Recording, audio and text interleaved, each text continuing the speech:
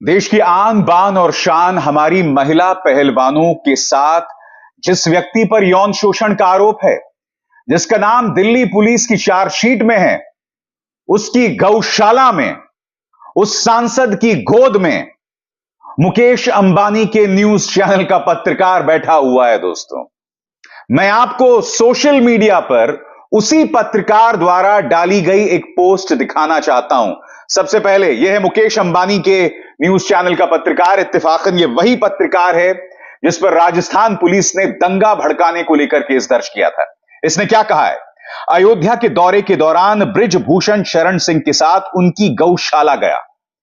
तीनों तस्वीरों पर गौर कीजिए एक एक करके। सबसे पहले यह तस्वीर देखिए, बृजभूषण शरण सिंह पीछे चल रहे हैं और मुकेश अंबानी के न्यूज चैनल का पत्रकार आगे चल रहा है। दोस्ती देखिए दोस्तों, ऐसी दोस्ती जिसे देखकर अमिताभ बच्चन और धर्मेंद्र की आंखों में आंसू आ जाए, जिसके सामने शोले के जय वीरू की जोड़ी जो है वो फेल है।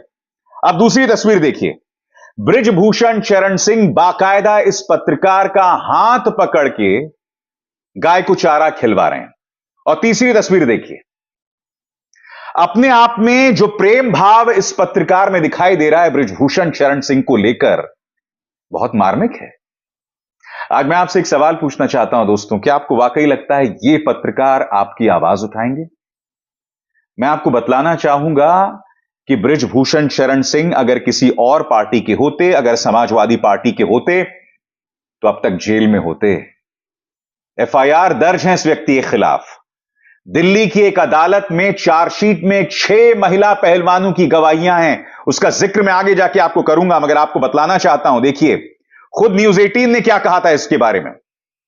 मुकेश अंबानी के न्यूज चैनल ने क्या कहा था, यह देखिए। बृजभूषण पर शिकंजा, महिला रेसलर्स के आरोपों की पुष्टि कर रहे फोटोज और अन्य एविडेंस। महिला रेसलर्स के आरोपों की पुष्टि कर रहे फोटोज और एविडेंस, यह है न्यूज 18 की रिपोर्ट। और अब इस तस्वीर को देखिए, किस तरह से इनका यह एंकर जो है बृजभूषण शरण सिंह की गोद में बैठकर उनकी गौशाला में भ्रमण कर रहा है। फिर देखिए साहब, जनसत्ता, रेसलर्स प्रोटेस्ट। 2 पहलवानों ने पुलिस से कहा सांस रोकने के बहाने बृजभूषण ने स्तन और पेट छुए, रेस्टोरेंट और ऑफिस में किया यौन उत्पीड़न। मैं आपसे एक सवाल पूछना चाहता हूं, क्या इस पत्रकार ने बृजभूषण शरण सिंह से महिला पहलवानों के जितने भी आरोप हैं उस पर एक भी सवाल किया होगा? क्योंकि मैं नहीं जानता हूं इससे पहले इस व्यक्ति ने इंटरव्यू किया है या कटघरे में रखा है। इत्तेफाकन ये उन पत्रकारों में से है गोदी मीडिया के जो रोज प्राइम टाइम पर हिंदू मुस्लिम डिबेट्स करते हैं, जहरीले डिबेट्स करते हैं। उन डिबेट्स का मकसद सिर्फ समाज के अंदर असंतोष और अराजकता फैलाना है। इस तरह के एंकर्स से भारतीय जनता पार्टी बहुत खुश रहती है, क्योंकि उनका चुनावी कैंपेनिंग ये पत्रकार बखूबी कर रहे हैं। अभी भी मंदिर को लेकर भी ये एंकर जो है विपक्ष पर लगातार निशाना साध रहा है, और अब बृजभूषण शरण सिंह की गौशाला में घूम रहा है, बृजभूषण शरण सिंह का हाथ पकड़कर चारा खिला रहा है। ऐसा आत्मीय प्रेम आप कहां देखेंगे? दिल को छू लेने वाली मोहब्बत आप कहां देखेंगे जो यहां दिखाई दे रही है? मैं समझना चाहता हूं, क्या मुकेश अंबानी के न्यूज चैनल के इस पत्रकार के बड़े भाई का किरदार यहां पर बृजभूषण शरण सिंह निभा रहे हैं? या कहीं ऐसा तो नहीं है, जिस तरह से मैं अक्सर कहता हूं, पापा की परियां, कहीं गुल्लू के पापा तो नहीं बन गए हैं बृजभूषण शरण सिंह? यह सवाल तो उठना चाहिए ना। दोस्तों, आपको याद होगा कुछ ही दिनों पहले मैंने आपको एक कार्यक्रम दिखाया था।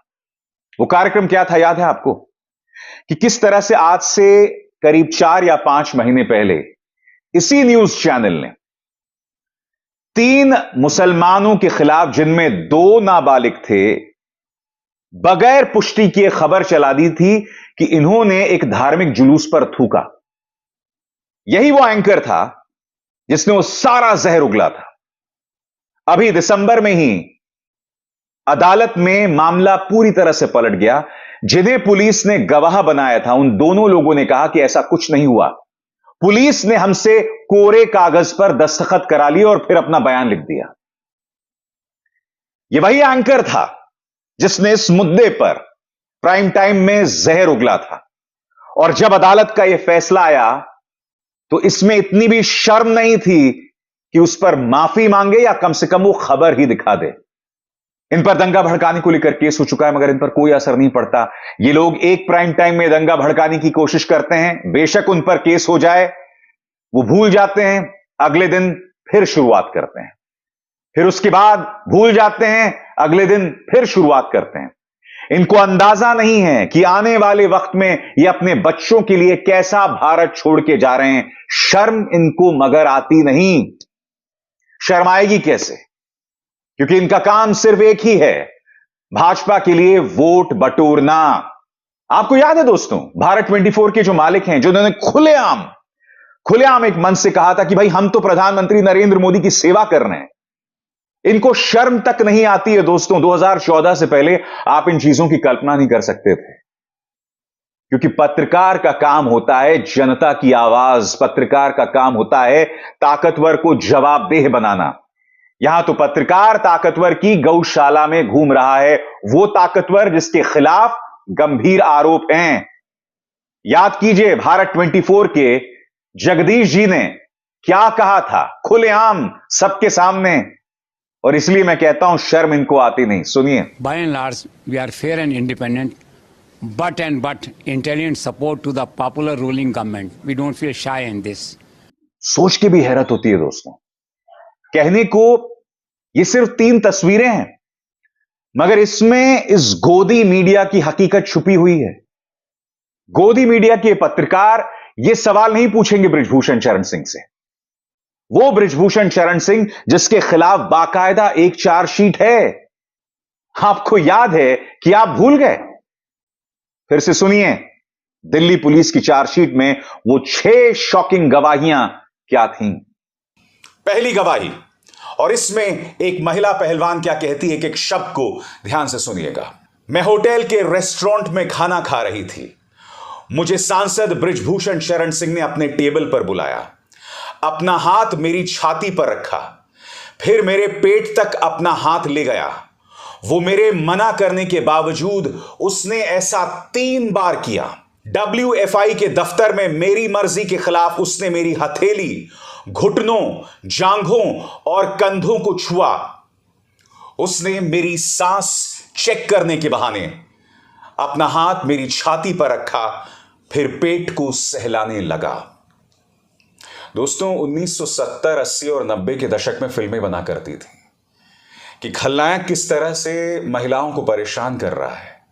ये सब जो हो रहा है, इसके सामने तो 70, 80 और 90 के दशक के अमजद खान, रंजीत, डैनी डेंगजम्पा, अमरीश पुरी वो शर्मिंदा हो जाएं। और मैं आपको बतलाना चाहूंगा दोस्तों, इस पहली गवाही के पक्ष में 3 गवाह, इस आरोप के पक्ष में 3 गवाह सामने उभर कर आए हैं, जिन्होंने एक एक शब्द की पुष्टि की है दिल्ली पुलिस के सामने अपने बयान में। और अब आपके सामने मैं पेश कर रहा हूं दूसरी गवाही। महिला पहलवान क्या कहती है, सुनिएगा ध्यान से। मैं लेटी हुई थी और तभी सांसद बृजभूषण ने मेरी टी-शर्ट उठाकर अपना हाथ मेरी छाती और पेट पर रख दिया। फेडरेशन के दफ्तर में मेरे भाई को पीछे रहने के लिए कहा गया। उससे कहा गया कि तुम अपने रूम में बने रहो। कमरे में सांसद ने मुझे अपनी तरफ जबरदस्ती खींचकर मेरे साथ शारीरिक करीबी बनानी चाहिए। मैं आपको बतलाना चाहूंगा दोस्तों, इस आरोप के 2 समर्थक गवाह थे, उस महिला पहलवान का पति और उसका भाई। अब हम आते हैं तीसरी गवाही की तरफ। दोस्तों, जैसे जैसे गवाहियां बढ़ रही हैं ना दोस्तों, आरोप और भी संगीन होते जा रहे हैं। तीसरी गवाही आपकी स्क्रीन पर। अपने मां बाप से फोन पर बात करने के बहाने मुझे अपने बिस्तर की तरफ खींचा और मेरी मर्जी के खिलाफ मुझे अपनी बाहों में ले लिया।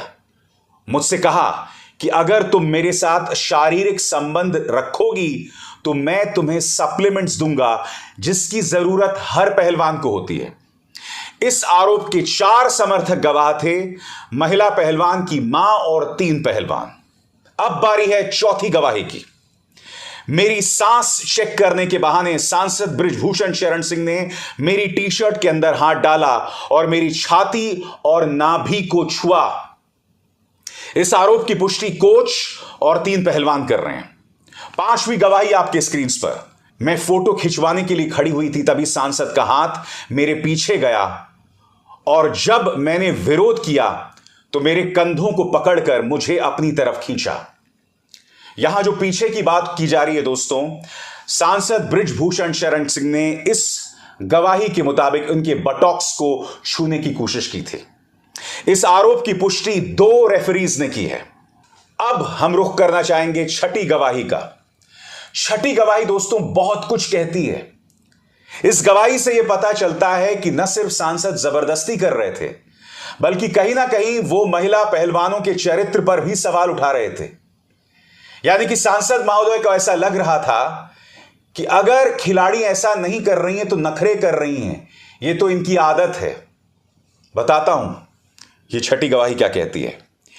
मेरे साथ फोटो खिंचवाने के बहाने मुझे अपनी तरफ खींचा और जब मैंने विरोध किया तो सांसद बृजभूषण शरण सिंह ने मुझसे कहा, ज्यादा स्मार्ट बन रही है क्या? आगे कोई कंपटीशन नहीं खेलना। इस गोदी मीडिया का सिर्फ 2 काम है दोस्तों, या तो समाज के अंदर जहर फैलाना, या फिर प्रधानमंत्री कार्यालय के एक सज्जन है जिनकी तरफ से एक टूल किट जारी हो जाता है। रोज किसी ना किसी टूल किट के सहारे ये लोग काम करते हैं।